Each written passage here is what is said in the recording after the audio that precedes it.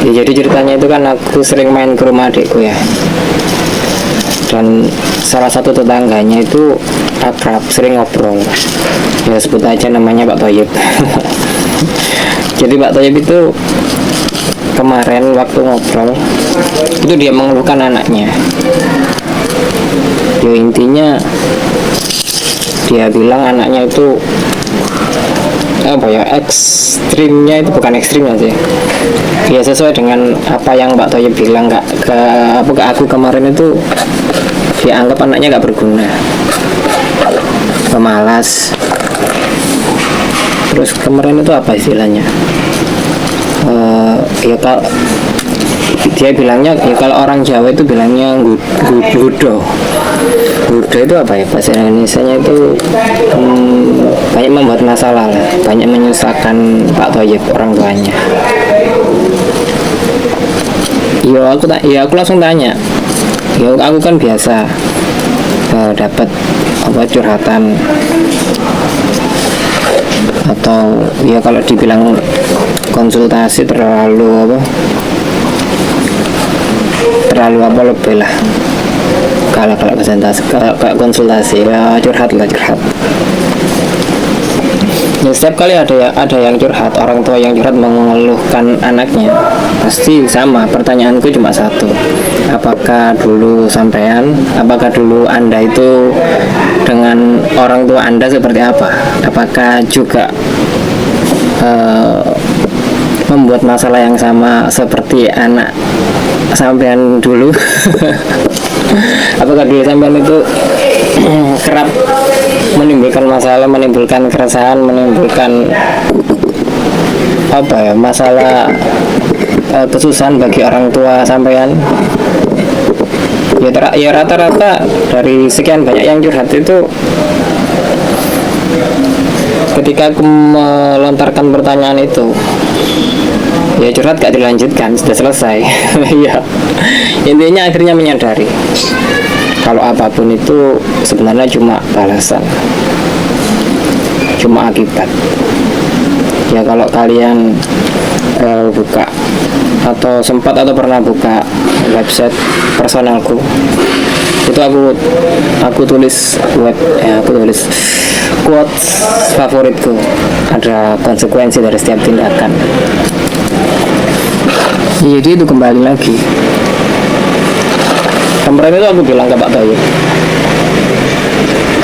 ya kalau sampean dulu gudonya atau buat masalahnya atau menyusahkan orang tua sampean itu nilainya katakanlah 1 sampai 100 itu 90. Kalau anaknya kan ada beberapa ya, kalau nggak salah itu ada 5 anaknya. Anak sampean yang bikin masalah terus, yang menurut sampean gak berguna itu,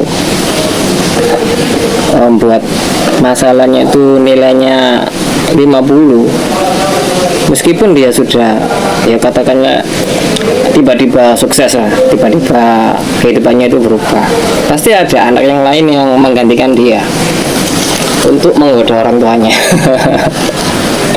Untuk bikin masalah terus, untuk menyusahkan orang tua terus. Karena kan orang tua ini atau Pak Toyib ini kan nilainya menyusahkan orang tuanya kan 90, sedangkan anaknya ini nilainya masih 50. Jadi akan digantikan oleh anak yang lain, menyusahkan orang tuanya sampai penuh, sampai orang tuanya ini, Pak Toyib ini, mendapatkan balasan yang penuh 90 nilainya tadi kan.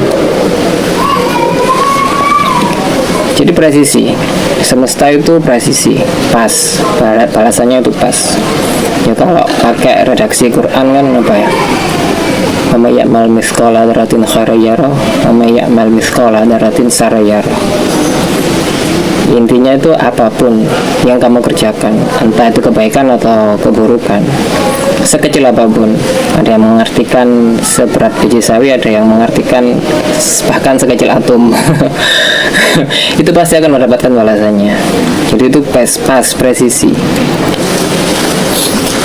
Dan kapan hari itu aku beberapa hari yang lalu ya, saat aku main ke rumah adekku itu, aku juga itu merokok lah, tahu sendiri kalau saat si anak ini itu saat dimarahi itu aku lihat sendiri, dan sempat aku tanyain juga.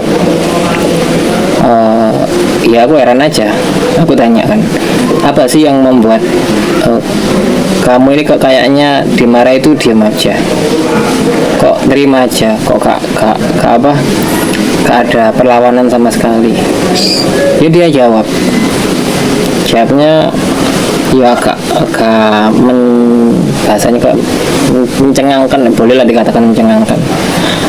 Itu dia jawab, ya karena aku sadar dengan semua kesalahanku, aku pantas dimarahi, aku pantas dibentak-bentak, karena dengan kesalahan dengan semua kesalahanku itu aku pantas mendapatkan